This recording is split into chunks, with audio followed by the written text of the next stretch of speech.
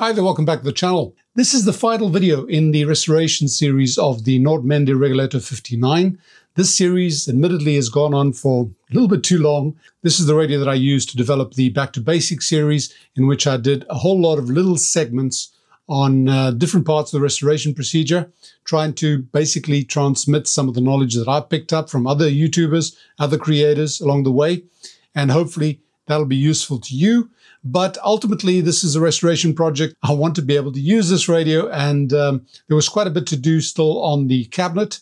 In the last video, I showed you the chassis restoration. In this one, I'm just going to quickly go through the cabinet restoration, put everything together, maybe just show a couple of the challenges that arose along the way, some of the decisions made. There's probably not much that is new on this one, but it is still a fitting end to a deserving project. And I have to say that the final result is actually surprisingly good. So if you're interested in this sort of thing, stick around and enjoy the video. But before we carry on, I just want to thank the sponsors of the video, PCBWay. You can find them at PCBWay.com, and they're the company I use for all my PCBs and recently quite a bit of 3D printing as well. If you look at the range of services and products they offer, it's incredible. But one thing they're actually promoting now is the PCB assembly, which allows you to order 1 to 20 pieces of assembled PCBs for a really low price of $29. Give them the parameters and get them to calculate. And very importantly, they offer worldwide free shipping for the PCB assemblies, which includes the stencil. With the range of products they've got, I'm sure you'll find something for your own needs, as have I. I finally brought the cabinet out. This thing needs work. But the one thing I've found is that perhaps it doesn't need as much work as I sometimes have to do. You see, before I start stripping and sanding and taking the cabinet down to its bare wood, I have to have a careful look at it and see whether it needs that depth of intervention. I don't think this one does. That is not to say that this whole thing will not be stripped and that it will not be completely dismantled. All the fittings are removed, polished, cleaned, washed, you name it. But when it comes to the actual cabinet, to the actual wood frame, this one is in pretty good condition. There's nothing that's come unstuck or broken or cracked. Everything's intact. It's very sturdy. And all it needs is some touch-ups on the lacquer part of the coating. Now, this means that I will have to sand this down, sand the lacquer down with wet and dry sandpaper, and then re-coat it with the lacquer layers, which normally is about 5 or 6 layers of lacquer, to get that shine back. But it does mean that I don't actually have to sand all the way through the lacquer, and this makes my job a lot easier. You see, this lacquer has a lot of scratches and little dings and so on. There's one pretty serious ding in the back right-hand corner, but other than that, I think it's mostly just scuffs, and you can get rid of that quite easily and get this thing looking really, really good. There will be a few signs of wear. That's fine. That's just called patina. But once we've removed everything that's stuck to this cabinet, the grills, the railings, that logo, everything that we can actually remove and clean and polish separately, I think we'll be left with quite an easy cabinet to restore. I'm going to think about it some more. I may change my mind after I've dismantled everything. But for now, it looks like it's not the full Monty. Let me get cracking and see just what it is we're facing. I'll start off by removing everything that I can from the radio, everything that's loose, like these rubber grommets. I've got this ready to receive all that. Put them all in one place because you never know. They do tend to disappear. This base comes off. Now this base cover's got a metallic, it's a metallized shield so that noise doesn't come into the radio. There's a little ground wire that you then have to solder to the chassis. Keep that safe. What else can we remove here? This actually has a very interesting antenna here. This is the FM dipole. It goes up here, and then there's these wires, and these wires actually form a loop around the radio, around the chassis. And I'm going to leave them in place. We don't need to remove those. They are stapled in. I think the first things I'll remove are the electrostatic tweeters from the side. There's the other one. And then I'll be able to remove that main board with the main plate with the grill and the main speaker. Whoa, that was a lot tougher than I thought it would be. These side panels were very difficult to get out because they've got those sort of a nail coming through with a clip on it. Those are difficult to remove, but once I removed both sides of that, then it was easy enough to remove the that plate with the speaker on it. It's just got these 4 bolts, 2 on each side. And now I guess all I need to do is remove the plastic frame, and I think we've got just about everything out of here. Well, it's all unassembled. A lot of pieces lying around. You try to remove, or I try to remove everything that's going to affect the work I'm going to do on the, for example, on the cabinet. Some of the things inside don't need to be touched because you're just going to clean it. But everything that's got brass, everything that's got to be cleaned, remove it. A lot of screws, a lot of bolts. These things have got to be derusted. And I think we're sort of ready to get cracking now. It's a tedious process, but it's got to be done. And time has passed. Lots and lots of time has passed. And everything that has to be remounted together seems to have been completed. The cabinet itself, I did not sand it down. I just sanded the lacquer off. I used wet and dry paper, got some of the surface lacquer, sanded off, and then I started respraying it with lacquer. And I think there are probably about 8 coats on there. You do it very gently, very lightly, so you don't get any stains or marks on the lacquer itself. The grill cloth, well, that got washed. I use some foam, some shaving foam, leave it on there for a while. It sort of bubbles and it does remove a lot of the dirt. Works very well. That plastic rim that goes around the front, it's got a brass inlay in there which I was unable to remove, so I had to seal off the edges with tape and polish it in situ, but it's come out nicely. And again, of course, it's been sprayed with clear lacquer so it doesn't stain again.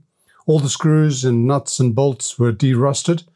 And then we come to the speaker and the other small bits. Speaker is in excellent condition, just a bit of cleaning, nothing else there. Those clamps also washed, cleaned. And then the electrostatic tweeters, again, just some cleaning. I'm not sure if they're going to have to be opened and redone because I'm not sure if they're working, but we'll find out when we put it together. And then the side panels, those side grills, again, just some cleaning. And I did spray a bit of lacquer on there because there was a bit of scuffing going on. One of the biggest tasks was actually polishing that rim that goes around the edges.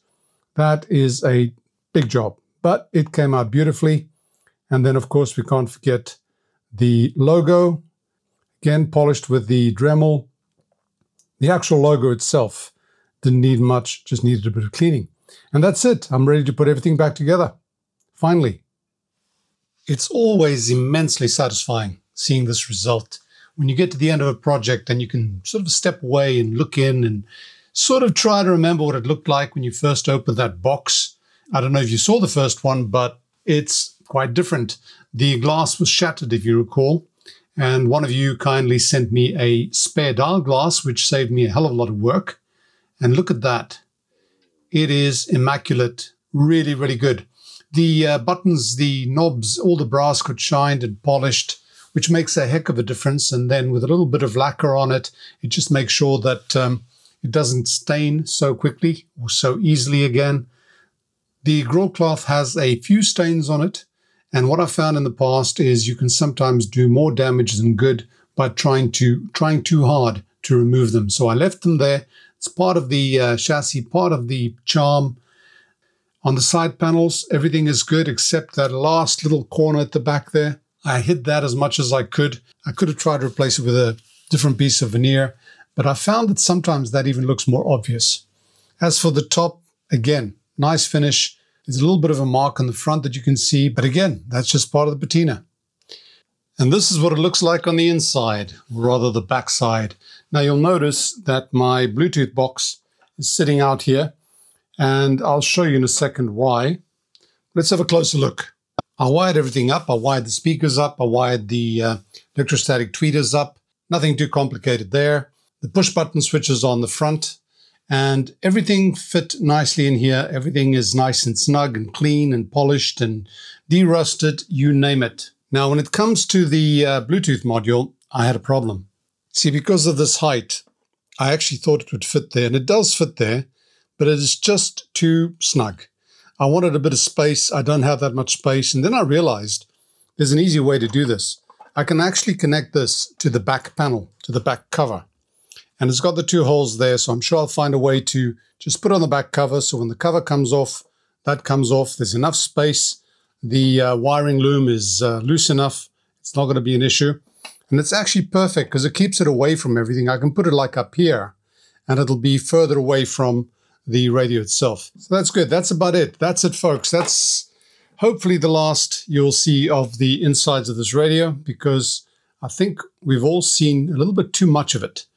I'm really pleased to be able to put the cover on here and start using this radio, because after a while it just gets a bit much. I want a new project. All right, we'll move on and just do a little bit of testing on it. Let me give you a quick demo. We'll start with FM.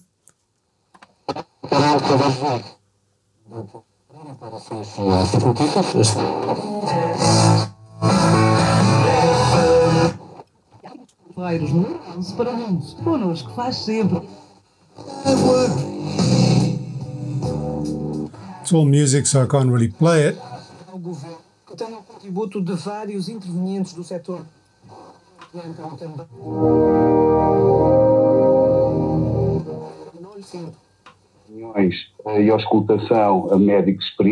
So there we go. All the usual stations are there.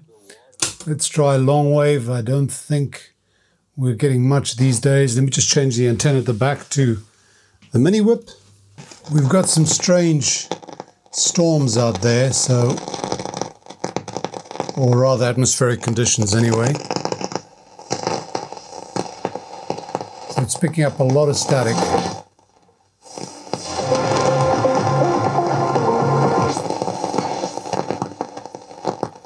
الزراعات الغير مشروعة والقضاء على الممارسات القديمة ومن خلال Again, the usual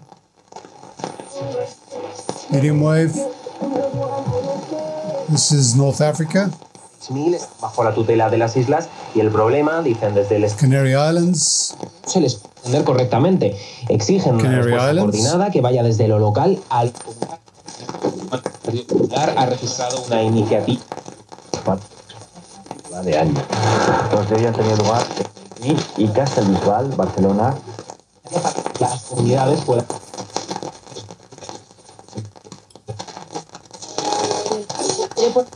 abusos que la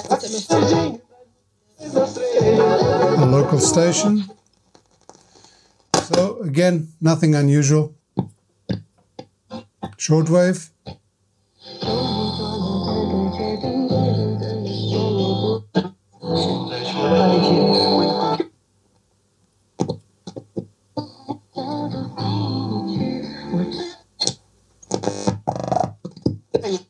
Investment in areas including clean energy, environmental protection, health, agriculture, industry, and finance. He's encouraged the Chinese delegation to contact ministries and institutions. Investment potential. China is.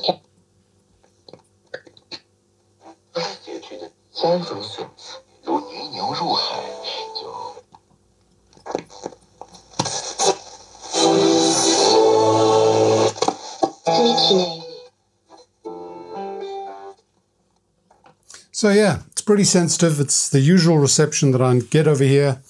The one issue that I've got is with the shortwave, because we've got no fine tuning, no looper, a shortwave looper as they call it, to actually tune in is very difficult. You've got to really, really be gentle with the controls to actually tune it into the station. All the radios of this era that don't have that, the band spread have this problem. So I'm quite used to it. But the result is it's picking up just like most of the radios that I restore here. Some of them a little bit better, some of them a little bit worse. This isn't the greatest receiver in terms of sensitivity, but it's normal. It's normal. That's what I can say. Now, as far as sound is concerned, it's actually pretty amazing. With these buttons over here, which I've been playing with, I had it on speech. When I listen to music or FM, I normally put that on orchestra. It gives it a richer sound, so I quite like that. But overall, yeah, I'm happy with it. For everything she's given us, I think she deserves a final twirl. Here we go. Looking good. Got the back in.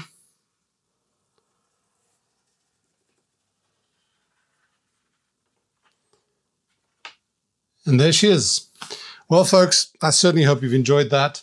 I actually have, but as I said, I needed to get to the end of this project and start something new. So if you have enjoyed that, click like, share, subscribe, and all that jazz. And if you want to support the channel directly, you can do so on Patreon and PayPal. Once again, thanks for watching. Bye for now. And most of all, stay safe.